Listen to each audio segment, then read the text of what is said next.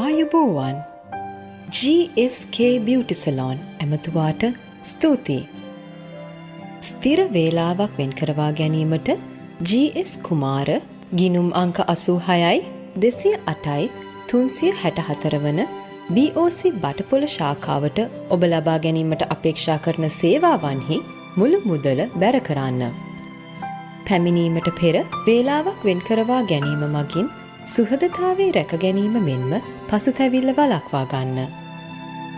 GSK Beauty Salon තිලකපුර. පිරිසිදුකම මුල් කරගත් අති විශිෂ්ට සේවාව. කොපි කළ හැක, සම කළ නොහැක.